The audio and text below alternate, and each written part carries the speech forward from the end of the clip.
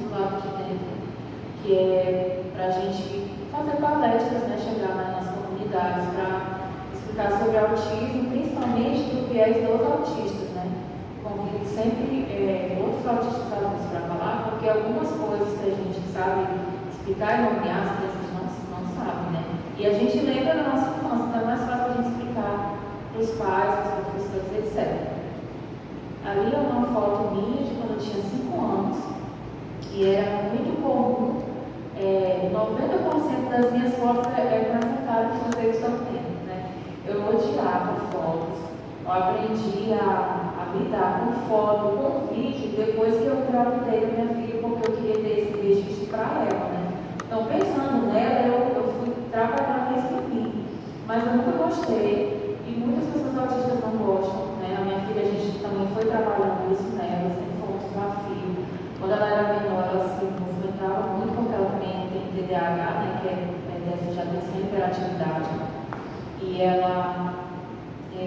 estava muito, assim, era um desafio para os fotógrafos, né? E para a gente, na família, mas a gente foi trabalhando isso, todo ano tirar foto com ela, até com um fotógrafo profissional, que era para ela ir moldando esse comportamento, né? Porque a gente é moldado de acordo com o nosso perfil genético e também com a influência do ambiente que a gente está cercado.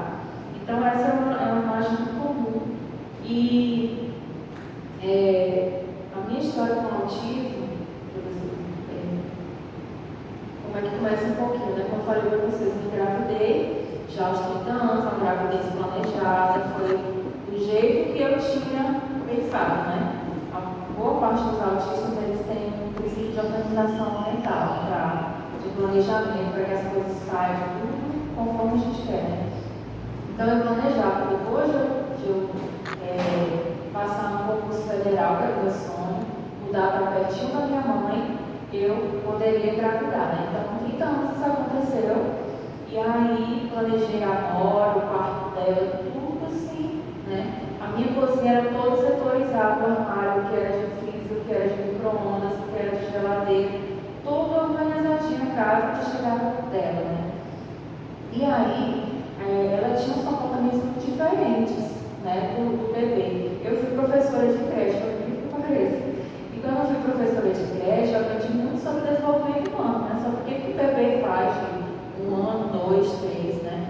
E a Amora tinha um comportamento que destoava desses bebês que eu trabalhei enquanto professora, porque eu dava os livrinhos para ela, aqueles livrinhos de banho, livro de pano, e ela mordia, jogava lá, rebolava lá, rasgava tudo. Eu tinha uns vasos de plantas na frente da casa.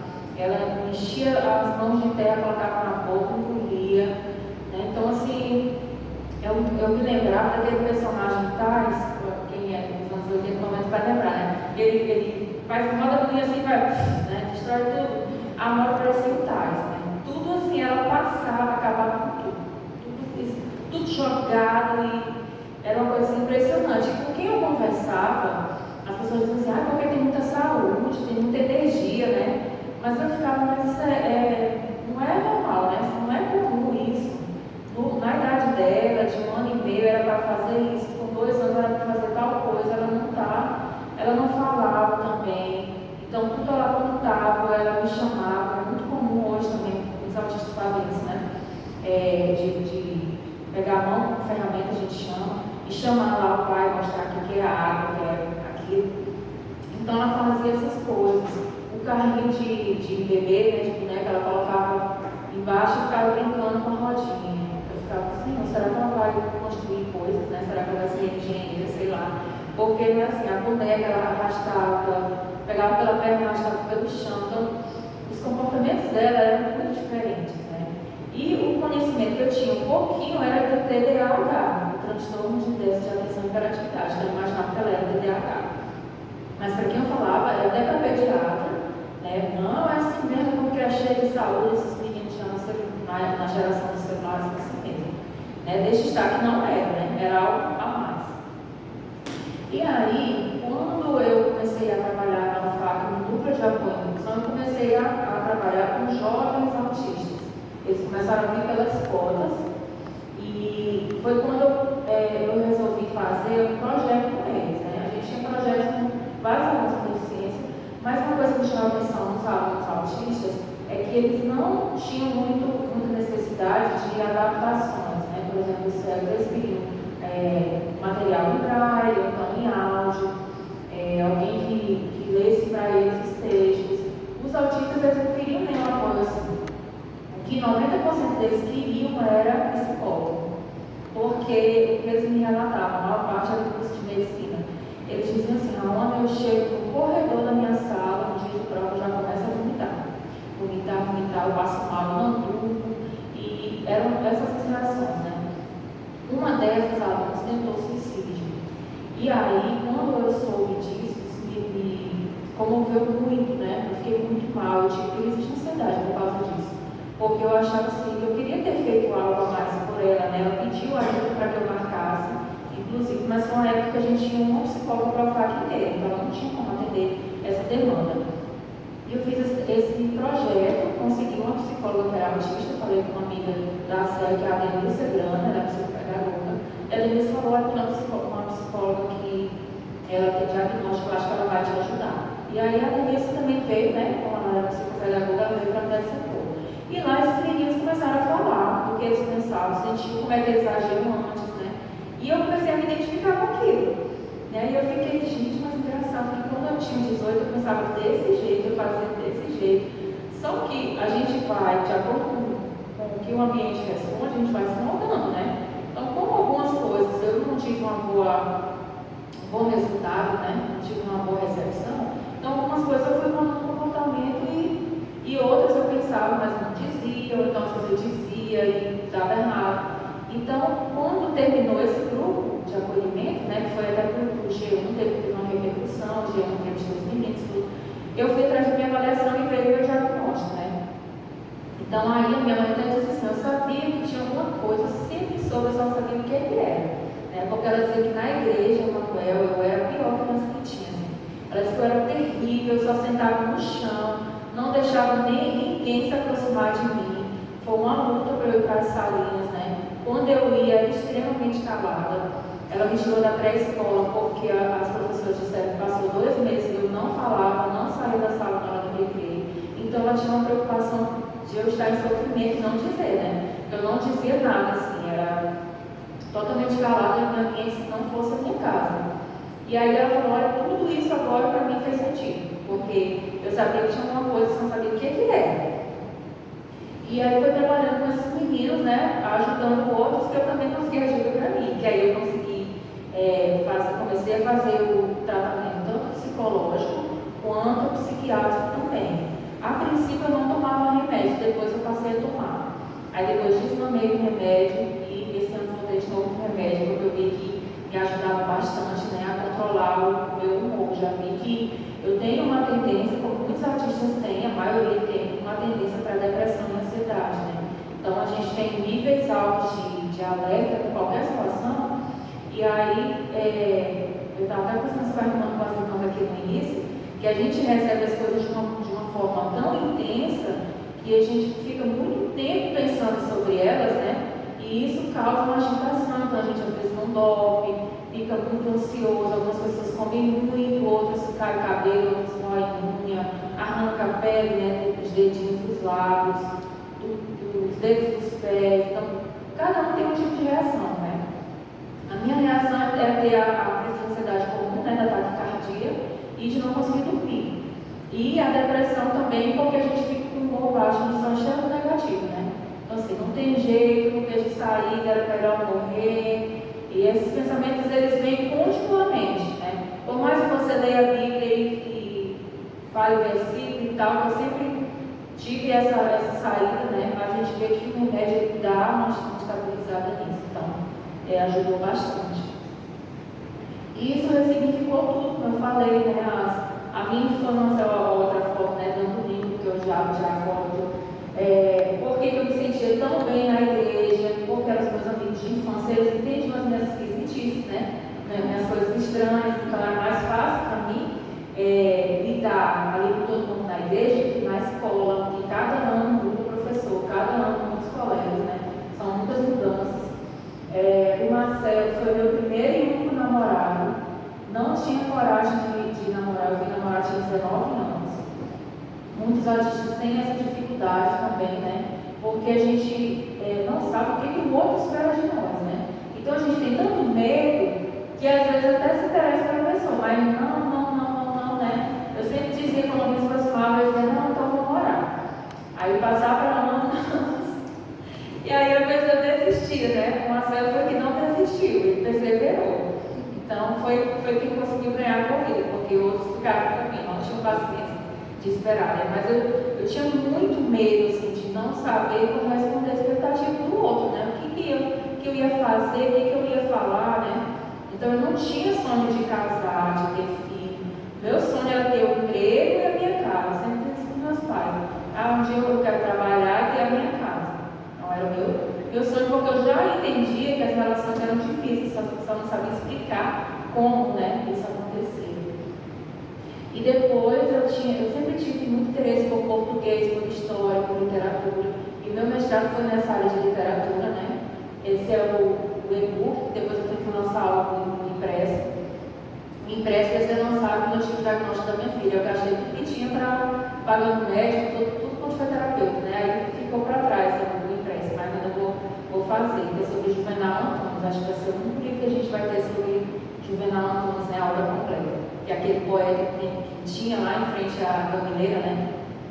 Fizeram uma estátua dele e tiraram de lá, mas é sobre isso, no trabalho de mestrado. Então, muitas pessoas agora pensam que será que autismo é moda? Né? Será que... Porque as pessoas falam tanto sobre isso, né? Eu vejo até algumas pessoas dizendo assim, eu acho que deve ganhar benefício esse pessoal, porque agora qualquer um né? Eu fui esses dias para a ginecologista e falando para ela, não, doutora, parece que você sofre ali de 3 em 3 anos. Eu falei, porque eu tenho dificuldade de ir ao médico, e ginecologista pior, né? Porque é muito nítido. Então, para mim é difícil, eu sou autista. Ela disse, minha filha, quem não é hoje? E eu tive vontade de dizer para ela, nossa, ela bem né? Mas eu digo, não, ela vai me examinar, então eu vou ficar calada. Mas a vontade que dá é a gente responder, né? Porque as pessoas acham que a gente controla assim na esquina, e não é. É uma luta para você conseguir um algo. Às vezes, algumas pessoas é uma vida inteira. Eu conheço pessoas, colegas hoje adultos, que eles disseram, olha, desde 11, 12 anos que eu ia para o psicólogo e para o psiquiatra, que eu tomo remédio atrás do outro, que muda minha medicação e tal. Mas ninguém diz assim, olha, por causa disso, é porque tu tem essas características aqui. E aí, na idade adulta, foi que veio ter o diagnóstico, veio trabalhar para ter uma qualidade de vida. Né? Porque a gente quer o diagnóstico para ter qualidade de vida. Não é para se fazer de coitado ganhar benefício, porque você tem que estar praticamente na linha da miséria para ganhar o benefício. Porque o INSS é a maior relação da vida. Eu conheço mães que abandonaram o emprego porque não tinham como trabalhar, o filho com muito suporte, e aí até hoje não conseguiram benefício, né? Então não tem vantagem nisso. Alguns acham que o autista for como o filho do Bruno, né? Tem mais dificuldade de fala, de comportamento, né? Mas o autismo ele não é uma coisa nova. O espectro autista, ele também não é algo linear, ele não é tudo igual. Né? Então, algumas pessoas elas vão ter um lado social mais aflorado que outras. Então, por exemplo, o meu irmão, por exemplo, ele sempre teve mais dificuldades sensoriais do que eu. Quando a gente era criança, quando chovia muito como hoje, né? Ele costumava colocar as mãos no ouvido, ele chorava, porque aquele barulho incomodava muito ele. E eu nem ligava para isso. Em compensação, quando a gente chegava na igreja, ele era bem quisto, eu nunca fui, porque eu não queria que ninguém tocasse em mim, nem apertasse a minha mão. E ele não, ele era o bebê que passava de colo em colo, ele conversava, ele era risonho, até hoje ele chega e conta um monte de piada aqui. E eu sempre fui muito séria, né? Sempre muito na minha. Então, as pessoas tinham medo até de se aproximar. Mas não era porque eu estava achando ruim, eu não gostasse da pessoa. Era literalmente dificuldade de interação, né? Era uma dificuldade de me sentir à vontade, assim, para falar. Ter que pensar no que vai ser interessante para o outro. Né? Então, essas coisas eu vim melhorar mais depois da faculdade. Na faculdade a gente é obrigado, né? Ou você apresenta seminário ou você não tira nota. Então, por conta disso, eu fui me treinando. Eu tinha uma amiga que era muito extrovertida, e eu até digo para ela que ela era minha mediadora, porque eu tinha escola, então era minha mediadora sem saber. Porque ela dizia para treinar, e ela treinava. A gente ia no banheiro no faca e ela contava, né? Tu tem tantos minutos para falar, fica falando aí no espelho. Não fala isso não, fala tal coisa. Então, sem saber, ela ia me treinando para o trabalho que ia me servir depois, né? Então, o espectro autista ele não é linear, o espectro é justamente por isso. Que tem algumas características que elas vão mudar conforme o nível de gravidade do autismo e conforme as características da pessoa também, a personalidade dela, o que o ambiente dela traz, né? O que estimula, o que não estimula, etc. O autismo no Brasil é considerado deficiência desde 2012. Mas, embora isso já exista há mais de 10 anos na legislação, hoje ainda existe muita dificuldade para conseguir o BPC, né, esse benefício do INSS, porque alguns consideram que o autismo não é deficiência. Então, para você ver como não é fácil, embora a gente tenha muitas leis, não é fácil ter o direito reconhecido. Para conseguir isenção de IPTU, desconto de IPVA, são direitos, né? Às vezes a gente encontra muitas dificuldades, embora exista essa legislação desde 2012. Aquele símbolozinho ali do quebra-cabeça, do lacinho, é o símbolo conhecido internacionalmente como símbolo do autismo. Esses dois cordões, eles significam também uma identificação, né, da pessoa, pode ser da pessoa autista. Tem o quebra-cabeça, que é mais conhecido, e o colar de girassol, que ele é de pessoas com deficiências ocultas. Como o autismo ele não é algo visível, como a síndrome de Down, por exemplo, então ele é considerado uma deficiência oculta. Então, os autistas, às vezes, usam esse colar de girassol, né, para identificação, para ter atendimento prioritário e alguns direitos que a gente tem. Então, quando eu viajo, geralmente no aeroporto, eu uso esse colar, minha filha também, que é para identificar que a gente tem direito a um lugar prioritário, né, e também ao atendimento prioritário. Quando eu estou sozinha, é difícil eu usar, porque pelo condicionamento, né, eu já consigo esperar, mas ela não. Ela já começa a ficar muito angustiada, então agora eu treino isso com ela em muitas situações. Eu digo para ela, nós não vamos usar hoje o atendimento prioritário, né? Aí ela vai, mas tem horas que não dá, principalmente quando é aeroporto, vocês acostumam que né? Ela começa a se angustiar, começa a chorar, começa a puxar a roupa, então é a hora que eu uso, né? Então não é assim, indiscriminado também, né? E o logotipo da Biodiversidade, que é esse infinito colorido, ele foi criado por pessoas autistas, né, adultos, e é um símbolo que eu acredito que depois vai substituir o quebra-cabeça, porque o quebra-cabeça ele foi feito com uma explicação um pouco assim problemática, né, a gente considera. Foi como se a pessoa autista não faltasse uma peça, né, e às vezes as pessoas até fazem assim, a peça que falta é o amor. Então a gente considera isso preconceituoso, né, como se fosse uma pessoa com falhas, tivesse faltando um pedaço, né, um pino, como a gente diz popular. E não é assim. Então a gente acredita no infinito de possibilidades, né, que a pessoa pode ser. Então acho que daqui uns dias, e é muito comum vocês verem as pessoas autistas, principalmente adultos, hoje com esse símbolo. O autismo, embora seja muito falado hoje, ele tem origens antigas, né? A gente sabe que sempre existiu. Mas ele foi documentado primeiro por essa mulher, que é uma médica ucraniana, que é a Lunia Sukarenko. Em 1926, ela falou um pouco sobre o autismo num artigo dela, científico, né? Depois veio Leo Kanner, que ficou mais conhecido que ela. Em muitas palestras vocês vão ouvir as pessoas falarem a partir de Leo Kanner. Mas hoje a gente sabe dos escritos da Lunia Sukarenko. Então, Leo Kanner, ele ficou muito famoso por descrever também o autismo. Ele era um médico austríaco e ele trabalhou durante a época do nazismo. Durante muito tempo ele foi considerado um herói, porque ele descreveu muito bem o autista nível 1, que era chamado de síndrome de Asperger. Não, eu confundi. Leo Kanner não. O Asperger, que é o último, né? Que ele é austríaco, o Leo Kanner não. Ele é dos Estados Unidos. O Hans Asperger, que é austríaco, trabalhou na época do nazismo, também descreveu muito bem o autismo nível 1. E ele foi considerado um herói e na década de 80, os autistas nível 1 eram chamados de síndrome de Asperger, porque em homenagem a Hans Asperger, né? Nos anos 2000 descobriram alguns espíritos dele que estavam perdidos, né? E descobriu que ele fazia experimento com essas crianças autistas. Então, as que tinham nível 2 e 3, que não falavam, tinham maior dificuldade de aprendizagem ou de adaptação, elas eram envenenadas e mortas com injeção letal. Só que não era aquela que a pessoa morre na hora, né? Tem um livro que fala sobre isso, que é esse aqui, Crianças de Asperger.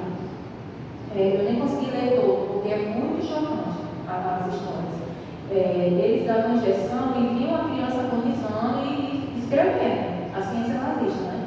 Escrevendo que cada reação da criança até ela morrer, isso durava dias. Os pais vinham e entregavam, os cientistas, né? Olha, estude a minha criança porque eu vejo os comportamentos estranhos, e os médicos faziam isso. E aí ele salvava essas crianças nível 1 que ele descrevia, que eram assim, de aspas, né? Os que eram nível 1, ele colocava mais simples, olha, eles são inteligentes, eles aprendem muitas coisas, são verdadeiros professores. Quando eles gostam de um assunto, eles vão se dedicar a aprender aquilo. São crianças adaptáveis à sociedade. Então, crianças úteis para o trabalho. Que o nazismo ele queria pessoas perfeitas, de uma raça, né, ariana, tipo, eles tinham um ideal de perfeição. Então, as crianças que demandavam maior necessidade, maior suporte, deficiência intelectual e tudo, elas eram todas mortas, viravam experimento nas mãos do nazista. E o nazismo foi um desses, né, que tem o lado negro na história da ciência. Tem o lado positivo que escreveu, o lado ruim que ele matou milhares de crianças. Então a gente vê que é uma coisa muito antiga, né? Isso. Só que isso estava nos ciclos científicos. Isso não chegava para a população. Outra parte da história, né, que foi muito triste, em 67 um psicanalista achou que a culpa das crianças serem autistas e serem, segundo ele, frias, né, indiferentes, é porque as mães eram frias. A culpa era das mães que não davam aquele acolhimento necessário para o bebê, que se distanciavam. Então, aquelas crianças ficavam com esse comportamento. Então, colocou toda a culpa na mãe e, por um tempo, as mães de crianças autistas eram hostilizadas, né? E as crianças eram internadas em hospitais psiquiátricos, porque eram consideradas inatas para a sociedade. Então, por que não se falava de autismo? Porque estavam ali o conhecimento entre a sociedade científica e quando eles expressavam isso, quando aparecia alguém com estudo e tal, eles institucionalizavam, né? Prendiam. Uma criança como a minha, né? Hoje a minha filha, ela fala, ela escreve, lê tudo, mas ela com 2 anos, eu nunca imaginei que ela ia fazer isso. Eu, sinceramente, até os 3, 4 anos dela, eu orava de mais todos os dias, Senhor, que a minha filha fala. Queria tanto que a minha filha falasse, queria tanto que a minha filha dissesse mamãe, porque ela não falava. E muitos pais fizeram isso, mas o médico dizia, não, ele não vai servir, não adianta, tem que internar. E os pais achavam que era melhor internar. E só que lá não estimulava. Lá faziam experimentos, né? Tinha eletrochoque, tinha lobotomia. Então, a lobotomia, eles colocavam o picador de gelo, tem aqui a textura, né? Que parece um punhal. O picador de gelo aqui, né? Batia, pegava lá no lobo do cérebro, no lado do cérebro, e a pessoa ficava no vegetal. Então, para eles resolvia, porque ia bater, ia fazer nada, só ia existir, ia tomar um remédio, ia comer, ia dormir, não dá trabalho nenhum. Né? Você imagina quantas pessoas passaram por isso, na década de 50, na década de 60, que era considerado ciência, era um avanço científico isso daí. Apenas na década de 80, teve uma médica chamada Lorna Winnie que começou a falar do autismo nível 1, né, e de outras alternativas. Em 99 veio Judith Singer, que começou a analisar o autismo como parte da neurodiversidade humana. Então, ela explicava que o autismo ele é uma condição de funcionamento neurológico, um funcionamento cerebral diferente, mas não é um erro, um defeito da condição humana. É um funcionamento que é uma outra configuração, né? Tem o Linux e tem o da Microsoft, né? Então, é como se fossem formatos diferentes, mas funcionam, né? Os dois funcionam. Então, o histórico da ciência também, o DSM é um manual de transtornos mentais dos Estados Unidos, né, dados pelos psiquiatras. A Temple Grant, que é essa cientista americana, ela é premiada até, porque ela tem um sistema de abate animal que os animais não sofrem, então a carne tem uma melhor qualidade. Ela fez essa linha do tempo, né, está pequenininha, mas depois eu posso disponibilizar o material para vocês verem. Mas o DSM, esse manual, ele foi mudando ao longo do tempo. Então, muitos autistas, na década de 50, que foi a época que ela nasceu, eles eram diagnosticados com esquizofrenia. Então, achavam que o autista ele tinha um perfil mais parecido com a esquizofrenia, né? Então, tinha dificuldade de discernir a realidade da ilusão, né, dos pensamentos. E com isso foi mudando, até que na década de 80 momento, o autismo é conhecido como a gente entende hoje. E tem níveis, né? Nível 1, 2 ou 3 de suporte ou de gravidade da doença. E que autismo é uma coisa, esquizofrenia é outra. Aqui é um print que eu fiz do manual para vocês verem. Eu gosto de colocar porque na internet a gente vê muita gente falando coisas assim de fora de contexto, né? E a gente tem que ler a fonte básica para que a gente possa mostrar de onde você está tirando aquilo, né? Então, uma das coisas que eu costumo explicar nas palestras, por exemplo, é que no manual não existe autismo leve, moderado, severo. Não tem isso. Isso é uma coisa popular. O que tem lá no manual é nível 1, 2 e 3 de suporte, né? Então, nível 1 exige apoio, o nível 2 existe um certo apoio e o nível 3 existe um apoio mais substancial. E quais são as duas características básicas, né, de gravidade do autismo? Como é que uma pessoa é autista? Ela tem que ter dificuldade na comunicação social e tem que ter comportamentos restritos e repetitivos. E o que são isso? Aqui ele escreve bem direitinho, mas não está pequenininho, eu não vou ler ele, vou explicar melhor no próximo slide, tá?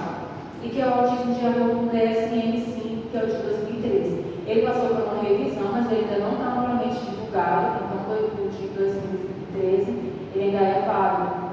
O autismo é uma condição, ele é um transtorno do neurodesenvolvimento, é uma condição da mente, como eu falei para vocês. Ele é genético e hereditário, na maior parte das vezes, 81% é hereditário. É uma coisa que pouca gente sabe, né? É por isso que quando eu descobri da minha filha, eu descobri o meu, do meu irmão, do meu sobrinho, das minhas primas, né? De outros primos lá de Manaus. Então, onde você vê uma autistinha, é bem provável você saber de outras. Só que às vezes as pessoas não sabem. Mas é capaz de ter mais na família, né? Um outro caso é que é decorrente, às vezes, de uma outra síndrome genética, e aí aconteceu do autismo também estar junto. Mas 81% dos casos, a maioria, a ampla maioria, é hereditário, é genético. Então, quando eu fiz um exame chamado Exoma, que é um mapeamento genético meu e da minha filha, né, foi comparado meu, da minha filha e do meu marido. Lá mostrou que eu e ela, a gente tem o mesmo gene modificado, que é o SHANK2. Então, o SHANK2 meu, o SHANK2 dela, ele tem modificação, que decorreu o autismo. E isso, se eu tiver outro filho, a chance de ter autismo, outra deficiência, é mais de 50%. E ela também. E a condição dela, como ela é nível 2 de suporte, ela pode ter mais dificuldades ainda, né? Então, isso vai explicando muitas dificuldades que a gente tem e às vezes não sabe, né? Ou às vezes explica também porque às vezes você vê uma criança que tem um comportamento assim e os pais têm um comportamento parecido, então ele nem enxerga que o filho tem aquele comportamento diferente. Eu já vi isso também, né? Às vezes você diz assim para mim, quando o professor via muito isso, né? Hoje eu sei quem eram meus alunos autistas, pelo conhecimento, hoje eu sei. E aí a gente às vezes diz assim, mas tu não acha que o fulano tem um comportamento assim, né? Às vezes ele se isola muito, então eu tinha um aluninho que ele tinha raiva, era só ele desse jeito. Ele tinha raiva, ele tirava a roupa do corpo todinha, ele chorava, gritava e ele tirava, né? A blusa, tudo, a cueca, tudo, espalhava e não adiantava você ir em cima dele porque ele começava a te agredir. E como ele era branquinho, a gente tinha medo de ser processado, né? De pegar nele e ficar marca, né? Então o que a gente fazia? Deixava ele se acalmar lá, ele chorava. Aí quando ele se acalmava, ele mesmo juntava a roupa dele. Isso ele tinha 3 anos. Ele juntava a roupa dele, vinha para perto da gente e ficava ali, né? Aí você quer tirar a roupa? Mentira. Aí era quando a gente conversava, olha, por que você não falou e tal? Ele era uma criança que falava. Mas quando é uma criança que não fala, como é que você vai saber o que foi de ficar de outra vez, né? É muito difícil. Então, tem essas questões, né, que a gente precisa ver. Então, os critérios diagnósticos, né, as dificuldades na comunicação social e na interação social, elas envolvem esse tipo de comportamento, como eu falei. Essa dificuldade na reciprocidade socioemocional. Às vezes o outro espera um comportamento seu que você não retribui. Isso vai da criança até o adulto. Então, a minha filha, por exemplo, umas vezes eu me machucava, quando ela tinha até uns 4 anos, e eu esperava que ela tivesse compaixão. E ela ria, ela caía na risada, assim. E eu ficava, meu Deus, ela não tem pena de mim, né?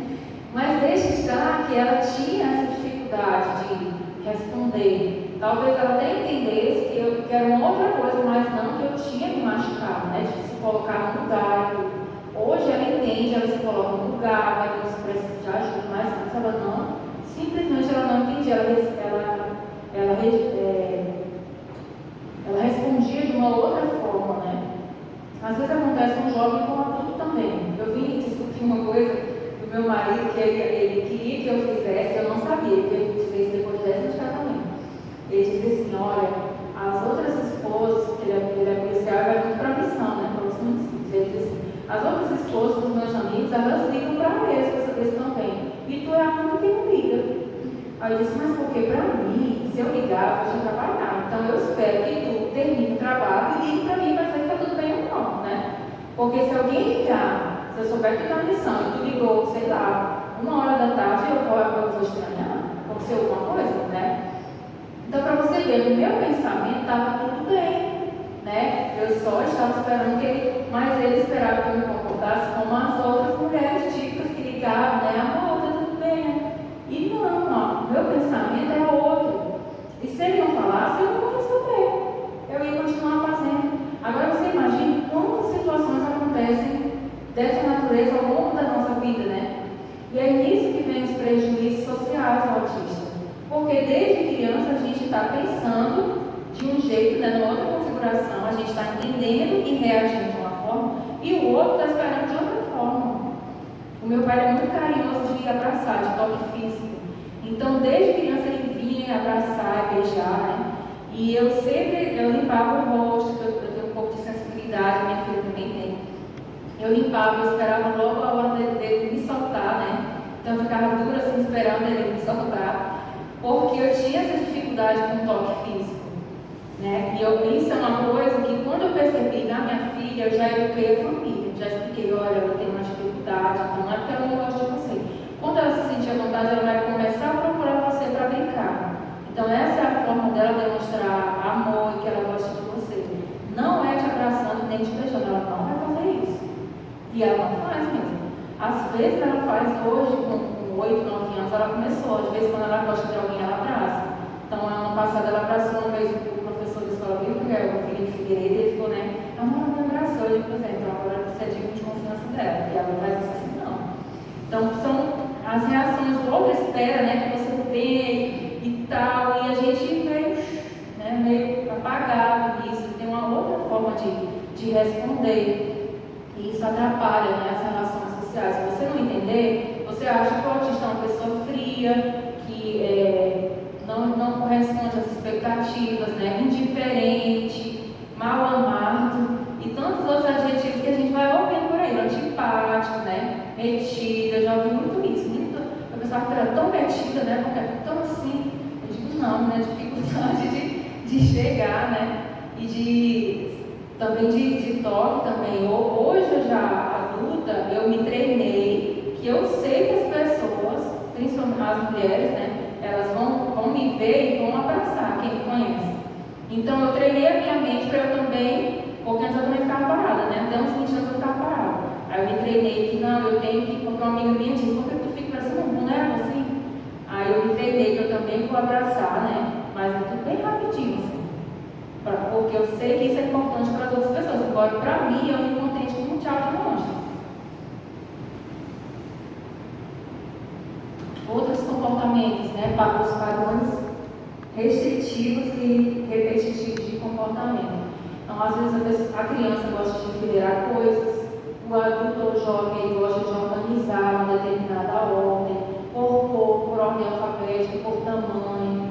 Eu tive um chefe que esses dias ele ligou e ele disse que o neto dele é autista, eu digo, tu também é. Porque as faixas dele de organização é uma perfeição de organização, parece um closet, sabe?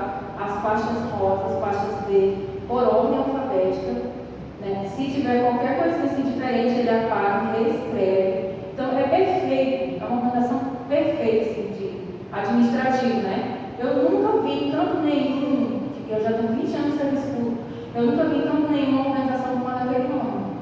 Porque ele só funciona se ele trabalhar assim, naquele nível de organização. É daquele cantinho, daquele jeitinho. E aí, lógico, pode ter isso também, né?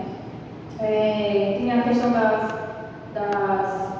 dos comportamentos também, que tem a ver com sensorial, mas às vezes também é o costume de gostar de repetir, né? Movimentos. A minha filha estava muito na ponta do pé, fazia flap, que é as mãozinhas assim, né? Hoje, antes ela fazia muito, agora ela faz quando ela está eufórica, quando ela está muito animada, né? Ela faz as mãozinhas assim. Alguns têm muita sensibilidade auditiva, às vezes precisa de abafador, né? Que mais? Em relação à cor da comida, a minha filha só tomava suco amarelo, a gente foi trabalhando com a nutricionista para ela tomar suco vermelho, suco branco. Então tem coisas assim que vão. A gente tem umas repetições, né, uns padrões de restrição que atrapalham, né? Atrapalham nutricionalmente, atrapalham socialmente, porque você vai no lugar, então, às vezes não come a comida daquele lugar. Todo dia eu tenho que mandar o lanche da minha filha, porque ela não come o lanche da escola, porque é comida, e ela diz que a comida é do almoço, não é de tarde, então ela não come. Né? Ela não gosta, ela não come de jeito nenhum. Então todo dia é uma preocupação a mais que eu tenho que mandar o lanche dela, né? E que ela coma, porque quando ela não gosta, ela não come, ela chega em casa morrendo de fome, ela não come aquilo que ela diz que teve nojo, não estava da cor que ela queria, não estava da textura. Às vezes algumas texturas também influenciam muito, né? Então isso tem tudo a ver com o autismo, que causa um prejuízo também. A adesão inflexível a rotinas ou padrões, e sempre para o mesmo caminho, sentar no mesmo lugar, gostar de uma mesma rotina. E aí, quando foge daquela rotina, existe um sofrimento, né? Eu fui criada na igreja, então eu acostumei que a gente ia para o culto de Natal e tinha também a ceia de Natal em família. E aí teve um ano que a gente foi passar o Natal na minha sogra, como era na colônia, não dava para ir para o culto, né? Gente, aquele Natal foi um peso assim, de velório para mim, porque eu não estava com os meus pais e nem tinha ido para a igreja. Então, para mim, é como se não tivesse tido Natal, porque a gente não comemorou Jesus Cristo, que não foi culto, né? Não cantou nada, que lá eles não são crentes, né? A gente não cantou, não teve meus pais aqui, então, assim, para mim foi muito. Mas eu calada lá, né? Sofrendo mais calada, mas depois fui chorar de noite, né? Porque quebrou com a rotina de anos que eu tinha, né? Daquele padrão de comemorar com a minha família e ir para a igreja. Depois disso, eu disse para o meu marido: olha, a gente pode até ir para lá, mas depois do culto.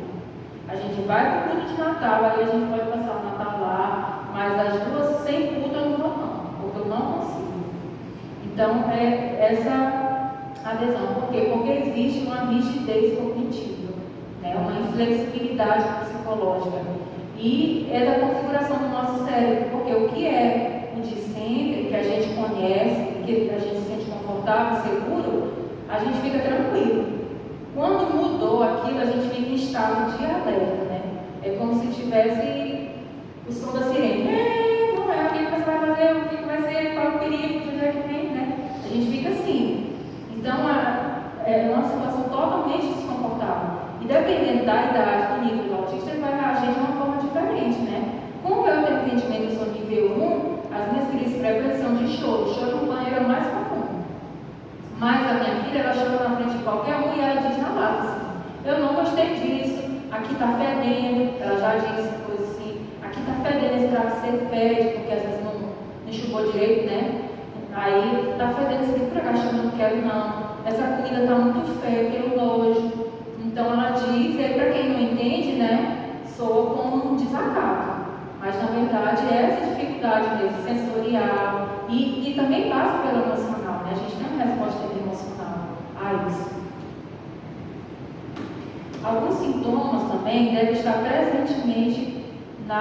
precocemente no período de desenvolvimento, né? Então, como eu falei, a gente nasce autista. Desde bebê você vai perceber. Quem é mãe e pai de autista, ele percebe desde bebê a diferença. Eu percebi na minha filha desde bebê. Por quê? A gente colocava ela para ficar com o pescocinho levantado, né? Com 2, 3 meses de fazer isso. E ela tinha um sofrimento horrível, ela chorava tanto para levantar esse pescoço, né? Outra coisa, ela quase me engatinhou. Ela começou a andar, e quando ela começou a andar, ela andava, ela corria. Então, assim, é um desenvolvimento que ele não é conforme o esperado. Ele tem algumas coisas diferentes. Eu até falava assim com uma amiga minha que tinha um bebê na mesma época, mesmo ano. Eu disse assim, eu vejo umas coisas tão diferentes nela. Ela disse, olha aquela cartilha da saúde de vacinação, que lá tem todos os marcos do desenvolvimento, né? E quando eu comecei a olhar aquilo, foi que ficou mais nítido para mim que a minha filha tinha um desenvolvimento ativo. Porque algumas coisas dela eram pessoas precoces, ela andou com 10 meses, por exemplo, né? Então, mas outras não era esperado, porque ela praticamente engatinhou, ela não falava, a filha da minha amiga já falava mãe, pai, vovô, pão, água, a minha não falava, só apontava. Então, são coisas que a gente vai percebendo desde a infância, né? A filha dela começou a dormir a noite toda, e a minha não dormia. A minha filha veio dormir a noite toda com 5 anos de idade. Então, até os 5 anos de idade dela, eu parecia um zumbi, assim. Eu deixei todos os carros na igreja porque eu não dava conta. Eu deixava, até o meu trabalho foi chamado a atenção, porque eu ia trabalhar morta de sono, né? E eu deixava a chave da sala, era a última a sair, 7 da noite, não fala. Eu deixava a chave lá na porta. Não roubava porque Deus é pai. Porque várias vezes eu deixei a chave na porta de roubar o computador, tudo, né? E extremamente cansada, assim, exausta mesmo. Porque a menina não dormia, eu dava suco de maracujá e chá de camomila aí. E comprei óleo, né, para aqueles óleos essenciais para dar cheirinho e tudo, e a menina dava 2 da manhã, ela acordava, dava 4 da manhã, ela acordava. Fosse para mamar ou não, para ficar olhando a minha cara, mas ela acordava. Aí depois, com 2 anos, ela começou a ter terror noturno. Ela tinha uns pesadelos e gritava, assim, gritava, chorava, acordava chorando. E parecia que ela estava acordada, mas não estava, porque ela estava com o olho aberto, né? Mas a gente falava, ela não reagia, só chorava. Que você não tinha nada para se oferecesse que ela parasse de chorar. Até que uma hora, assim, ela cansava e a gente com ela no colo, né? Ela dormia e aí eu botava lá de novo. Aí às vezes ela acordava de novo dali, meia hora ela acordava de novo desse jeito, assim, os gritos, passava de 40 minutos assim. E foi muito tempo ela tendo isso. Então era uma situação assim, bem difícil mesmo. E é por isso que muitas mães largam o emprego, né? Porque não dão conta e nisso o casamento também começa a ser abalado. Porque como a gente vira um zumbi de cansaço, né? A gente não dá mais essas confianças para o marido, né? E aí o marido fica ressentido, né? O meu ficou ressentido muito tempo, que eu só olhava para a menina, que eu dava atenção para a menina, eu digo, mas ela precisa, né, disso, ela tem essas questões que eu não tenho, eu não sei o que fazer, mas ela tem essa necessidade, então, se eu não acudir, quem é que vai, né? Que muitas vezes ele estava trabalhando fora, era comigo mesmo. Então, assim, fica uma coisa bem difícil. E aí, hoje a gente tem um estudo que fala que cerca de 70% das mães atípicas é mãe solo. Porque o marido não aguenta essa rotina, isso, começa a culpar a mulher, né? Aí fica mais difícil para a mulher trabalhar, ter uma renda fixa e cuidar do filho com essas dificuldades, né? Você, como eu falei para você, vai fazer de tudo e não melhorava, não tinha coragem de dar remédio, nem ele queria que desse remédio, porque ela era criança pequenininha, né? Então, para você ver que a gente fica numa situação muito difícil, né? Para tentar contornar, para tentar lidar com as expectativas dos demais. Mas esses sintomas, uma hora, eles vão se tornar manifestos, é o que disse Tensei, né? Tem uma hora que na idade adulta ou na idade de jovem, adolescente, o autismo ele vai se tornar mais manifesto. Muitas vezes no nível 1, os pais vai até passando, né? Porque é uma criança às vezes mais quieta, ela não demanda tanto do trabalho assim. Como eu, por exemplo, eu era mais da dificuldade social, mas em outras coisas, né? Eu vivia sozinha, me vestia, tudo. Então, assim, para os pais é tranquilo isso. Só que quando chegam as mudanças mais significativas, aí a dificuldade bate, né? Que aí aí começa as crises de ansiedade, a depressão, porque a gente não sabe lidar com a mudança do corpo, por exemplo, com a mudança de ambiente, de escola. Então, dependendo da mudança do que for, aquilo causa um grande impacto e é o gatilho, como a gente costuma chamar, de muitas crises, né? E aí é quando vem as regressões, começam a ter as crises maiores.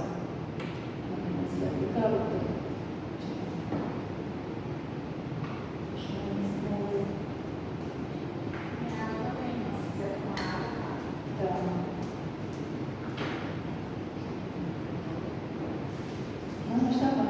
Eu estava com casal, eu estava com frio, aí agora eu já fiquei com calor. Então, aí fala, né, que os sintomas eles causam prejuízos clinicamente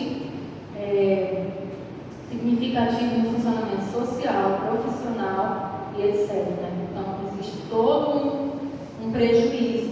Então, não é aquela questão assim, fulaninho é tímido e é autista. Tá, mas tem prejuízo, ele sente que tem prejuízo. Né? Porque eu sentia que tinha prejuízo. Eu sentia que muitas coisas eu perdi oportunidades porque eu não tinha coragem de falar, ou de ir à frente, ou de experimentar uma nova situação, né, por conta dessa dificuldade de interação social que era gritante em mim. Outros autistas, às vezes, a interação social não é tão difícil, mas a questão da sensibilidade sensorial, né? Às vezes, por ter achar que é muito barulhento, muitos estímulos, ele prefere nem ir. Né? E interessante é que isso oscila. Eu não tinha sensibilidade sensorial assim quando eu era criança. Em compensação, depois de adulta, né, é terrível. Assim, eu fazia viagem de ônibus. Quando meu pai foi para o seminário, para Curitiba, a gente foi de ônibus. 3 dias de viagem. Eu não sentia uma única, eu tinha 10 anos, não sentia uma dor única, eu tinha 10 anos de idade. Hoje, quando eu vou da minha casa para a colônia do meu pai, no 44, eu tomo remédio para enjoo, para dor de cabeça por ouvido. Porque já começa a ter sensibilidade no ouvido, aí me dá tontura, me dá enjoo, aí chega lá, fico com dor de cabeça. Sempre que eu vou para minha sogra, eu vou drogada, eu digo, porque eu tenho que tomar os remédios antes, né? E eu não tomo de um não, eu tomo de 2 de cada, porque é para fazer mais efeito. Aí eu chego lá, eu tomo de novo. E nisso eu passo uns 3 dias para me recuperar. Fico zumbido no ouvido, por mais que eu tome remédio. Fico zumbido no ouvido, de vez em quando vem aquela gastura, né? Então é uma situação horrível. Comorbidades associadas ao tédio. Vixe, já está quase, eu passei 1 hora e nem senti. Vou correr mais, tá? As comorbidades são condições associadas, né, geralmente ao autismo, transtornos mentais psiquiátricos, é muito comum o TDAH, que eu falei, o TOD, que é o positivo desafiador, né, que é bem grave. Não sei explicar muito bem sobre ele, por isso que eu não vou me deter, mas eu já conheci criança com TOD. Hoje eu vejo passar uma criança na minha igreja que tem TOD, ele fazia tudo assim, só para contrariar, sabe? Só para contrariar, desafiar mesmo, né? E hoje, depois de jovem, ele foi preso, né? É o que geralmente acontece quando o TOD ele não é tratado. Ele vai desafiando, as pessoas vão desistindo dele até que ele é enclausurado, né? Porque é muito difícil essa condição. Transtorno de ansiedade e depressão. O DSM-5, que é esse manual diagnóstico, ele diz que cerca de 70% das pessoas com TEA podem ter um transtorno mental comum, 40% pode ter 2 ou mais. Então, hoje eu sei que eu tenho transtorno de ansiedade, depressão, por isso que eu uso medicação, né, porque me ajuda bastante. Não recomendo retirar da anadeira, eu acho que está bem, né? A gente tem que tirar conforme o médico vai prescrevendo, vai diminuindo e tem que substituir por uma outra coisa. Então, eu tenho amigos que eles deixaram de usar, mas assim, hoje eles fazem corrida, que aí dá um nível, né, de adrenalina, de ocitocina, essas coisas, né, de hormônios que fazem bem. E alguns conseguem assim, né? Eu não gosto de nada físico, de atividade física, eu não consegui tirar a medicação. Então, o que me faz bem é dormir, mas eu não posso dormir como eu podia antes, né? Então, eu era bem regulada, bem calma, até antes da minha filha nascer, porque quando eu estava cansada, dormir resolvia. Uma tarde todo dia resolvia. Hoje eu tenho poucas oportunidades disso, então eu tenho um remédio para controlar, né? Porque senão eu fico muito estressada mesmo. Qualquer coisa que chora, assim, é uma coisa bem forte. Uma revista fez uma entrevista descobriu que 66% dos autistas de nível 1 já pensou em suicídio e 35% já tentou em algum momento da vida. A gente tem um grupo de autistas adultos de WhatsApp, já tem mais de 100, né? Eu comecei esse trabalho de acolhimento, né? Porque eu fazia os eventos, sempre aparecia algum.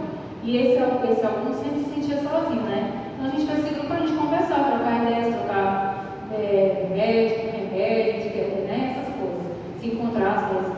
E o que eu percebi é que isso é verdade mesmo. Mais da metade já tentou suicídio ou pensou em suicídio. Né? Na minha condição, eu nunca pensei, nunca planejei assim. Mas o que eu tinha, pensamentos de morte. Então, a primeira vez que eu tive depressão foi quando meus pais vieram do seminário para cá. Que aí, quando eu voltei, eu era adolescente e eu me via diferente, via meus amigos da igreja diferentes, né? Então, tinha uma grande mudança assim, naquele contexto que eu não conseguia me adequar. E toda noite eu fiquei um ano pedindo isso, que Deus me levasse enquanto eu dormisse, porque meus pais não iam sofrer, porque eu não conseguia me acostumar com a escola nova, eu não tinha amigo na escola nova, e eu não conseguia lidar com os meus amigos da infância diferentes, né? Porque todo mundo muda dos 10 para os 14 anos, né? Então eu tinha amiga que agora pintava o cabelo, que namorava, né? E eu era muito inocente, assim, muito imatura, assim, para a idade. Eu acho que, embora eu tivesse 14, era como se eu tivesse 10, assim, eu era muito inocente, por impressão. Tem coisas que falavam na minha escola que eu vim entender quando eu já estava casada, de tão inocente assim que eu era. Então, eu tinha muita dificuldade. Então, eu passei um ano falando isso, né? E me sentia muito mal. Até que um dia minha mãe percebeu, eu nunca falei isso para ela, mas ela percebeu e ela veio conversar comigo no meu quarto. E ela falou: olha, você tem que dar uma chance para você ser feliz e dar uma chance para as pessoas também se aproximarem de você. Porque se você se fechar, você não está dando oportunidade para as pessoas, você está sendo cruel com elas e com você mesmo. E aí foi que eu comecei a me abrir para a mudança, né?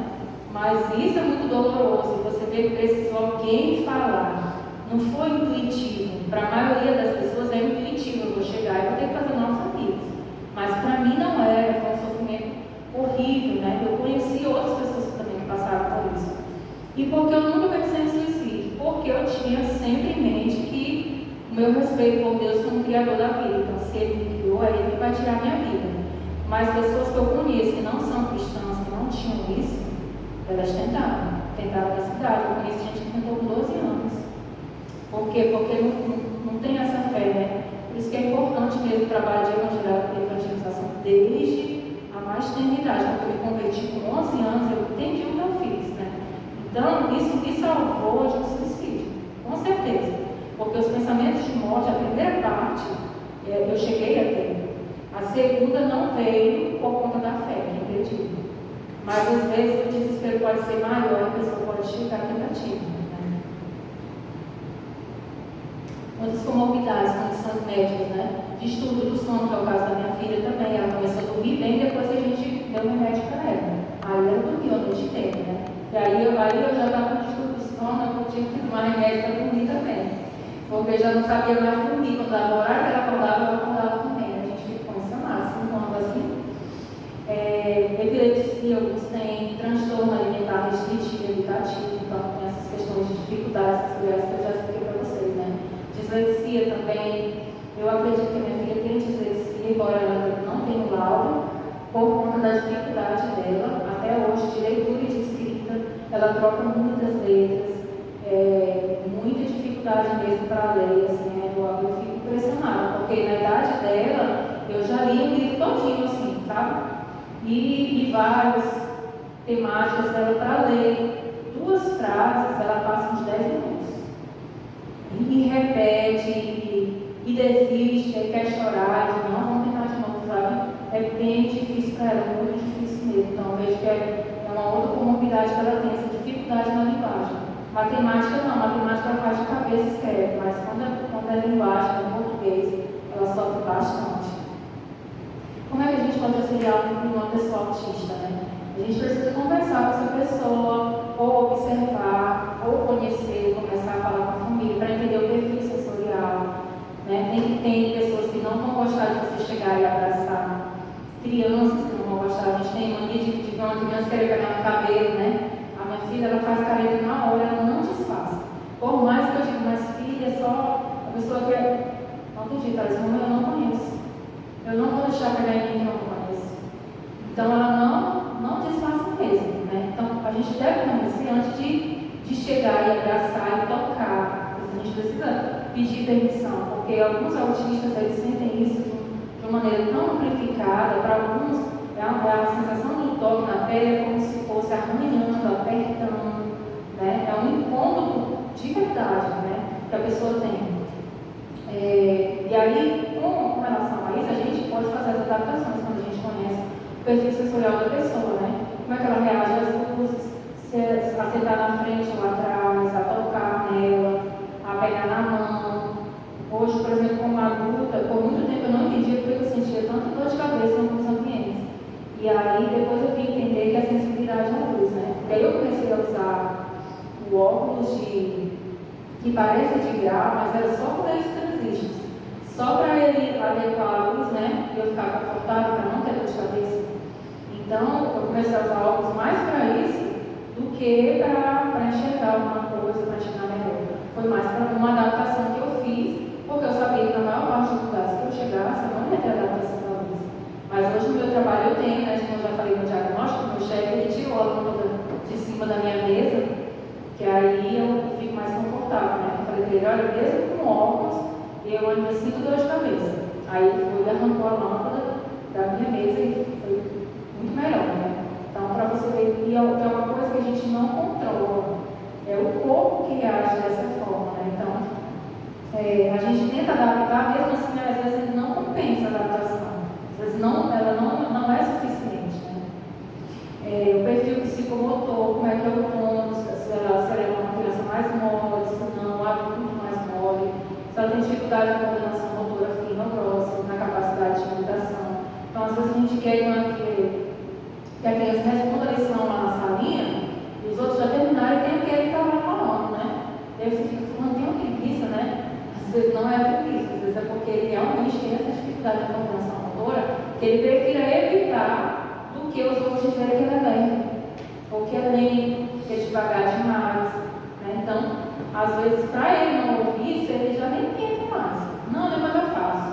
Eu tenho um amigo que ele tem dislexia grave, ele tem essa dificuldade muito grave também na coordenação motora.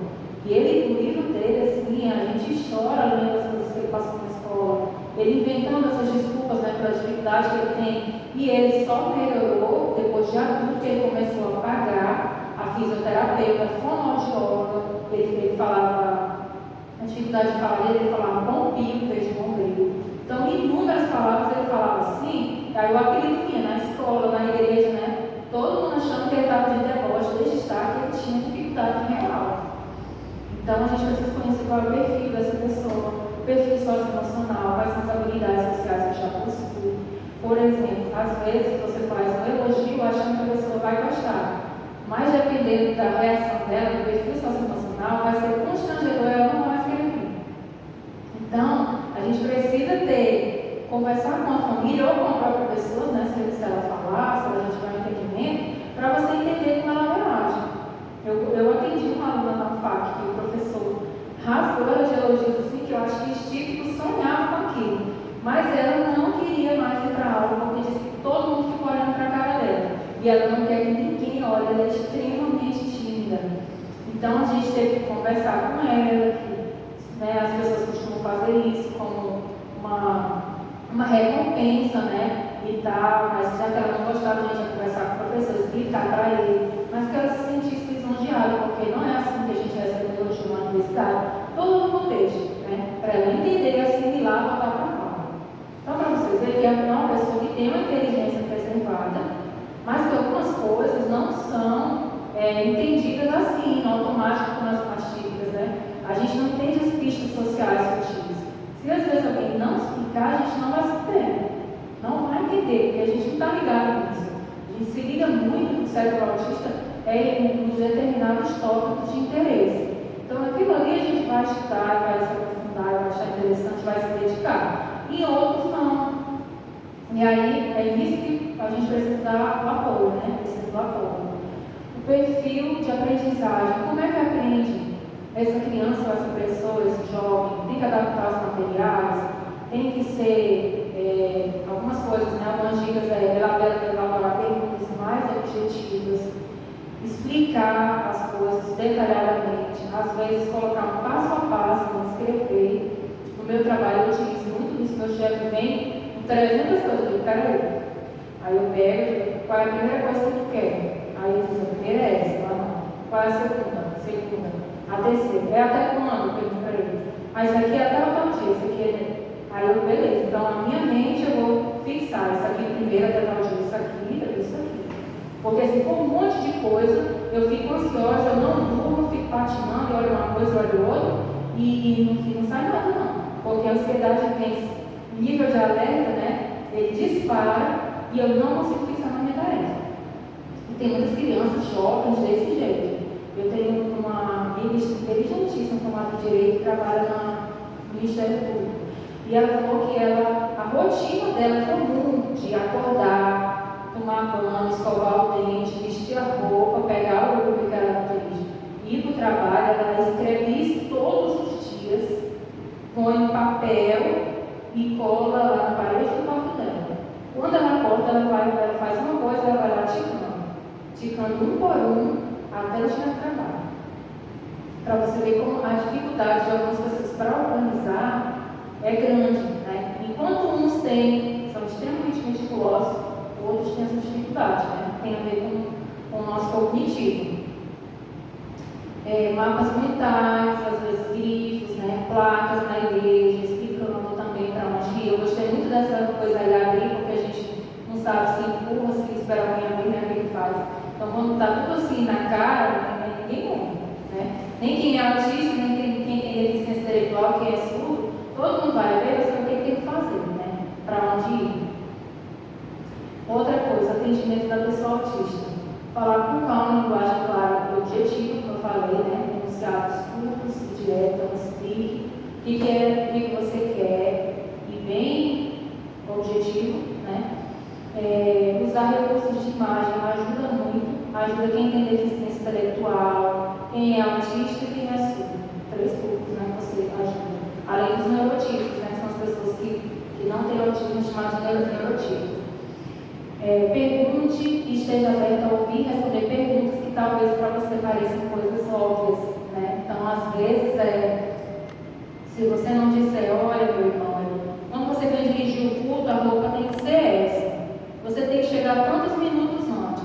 A ordem do culto é assim. Se você não disser, a pessoa fica tateando, ela vai fazer do jeito que ela imaginar, né? Então, às vezes, coisas óbvias precisam ser ditas.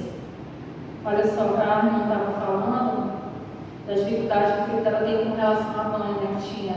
E a minha filha, ela tem muita dificuldade com banho. Ela diz que a água dói na cabeça dela e que para molhar a cabeça e pentear, até hoje eu lavo e penteio o cabelo dela bem rapidinho, porque ela chora e penteio, que ela não consegue.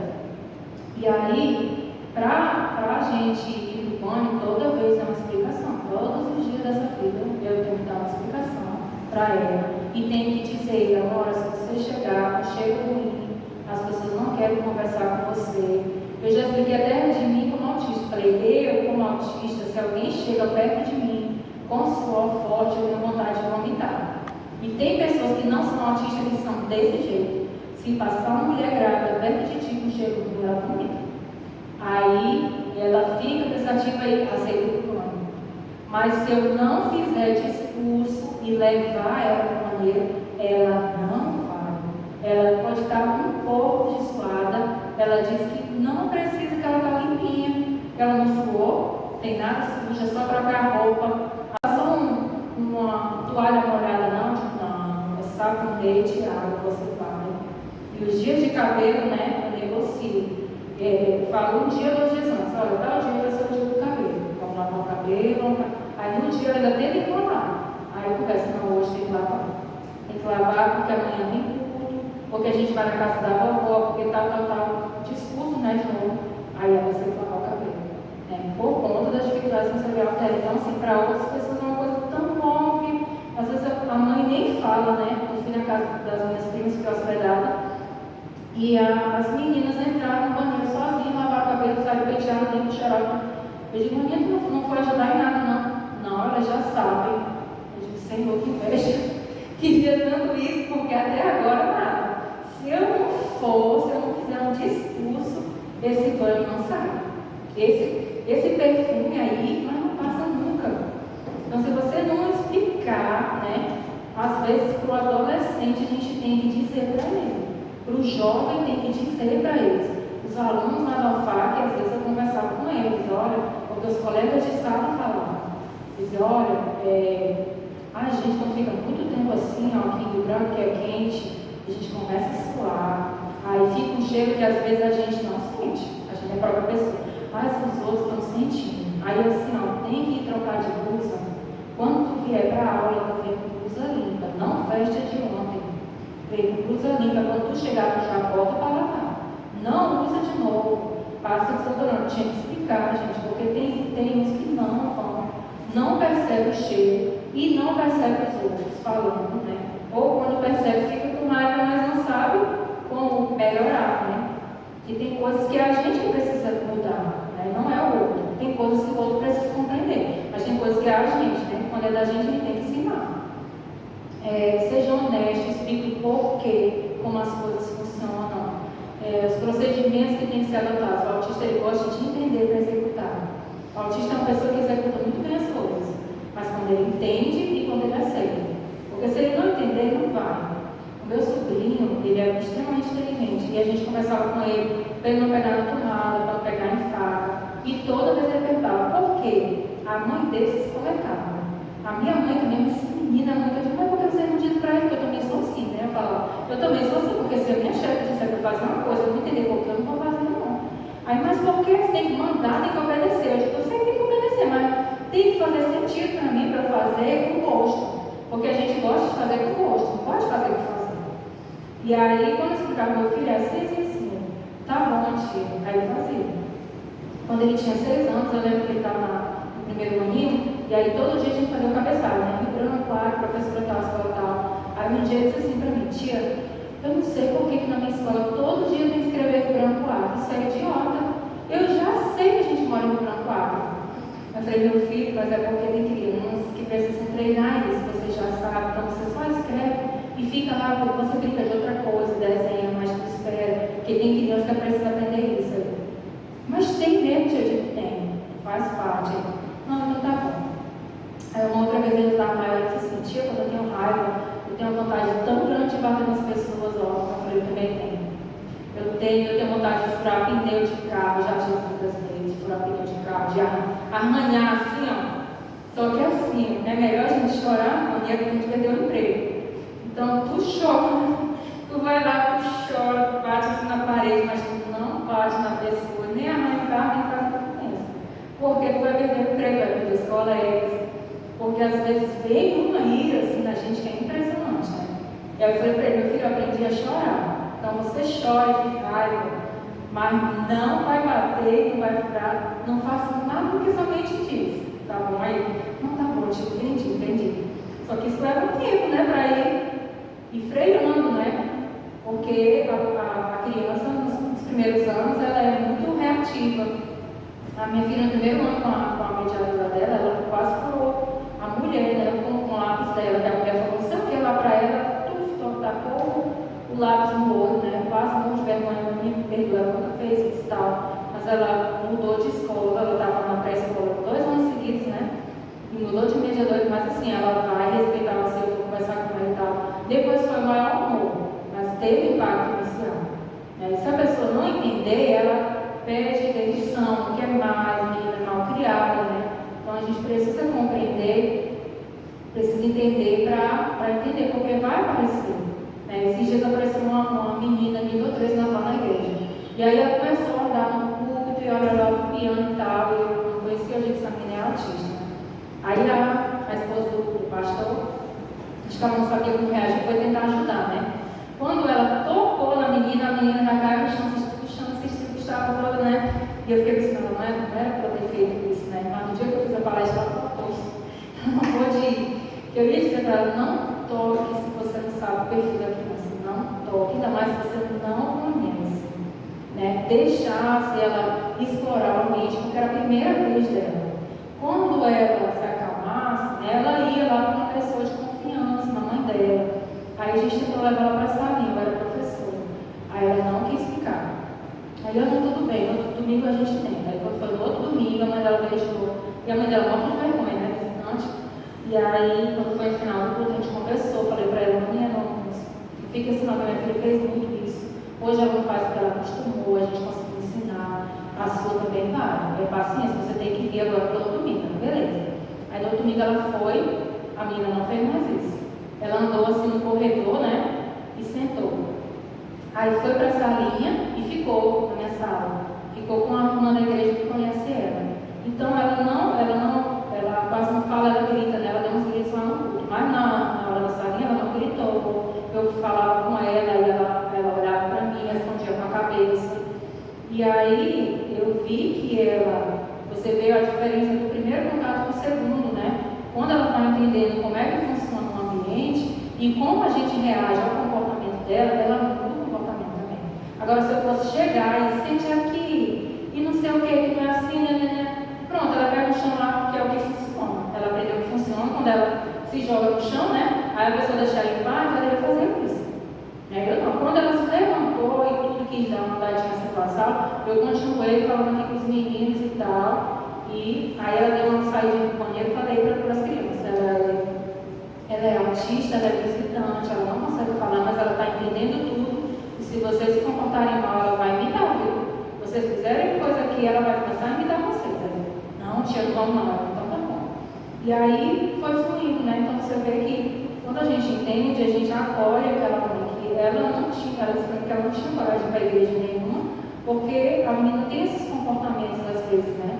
E aí é difícil controlar, e é difícil, quanto mais vai crescendo, vai ficando mais difícil ainda. E é muita insistência, é um cansaço, gente. Por isso precisa haver muito acolhimento da família, porque como eu falei para vocês, muitas vezes eu não queria nem ir para o culto de tão cansada que eu estava. E que eu sabia que a minha filha não ia me deixar prestar atenção até chegar a hora dela ir para a sala. Porque ela ficava querendo andar, eu não deixava ela andar assim para a igreja, mas no banco, eu sentava numa ponta, uma sala noutra. E ela ficava andando, né? Aí levei brinquedo também, coisinhas para ela desenhar. Hoje ela já consegue ficar sem uma coisa ou outra. Mas há quanto tempo que eu fiquei assim sem ouvir nada, só na hora da mensagem, ela estava exaurida já na hora da mensagem. Então muitas vezes a gente pensa no ir.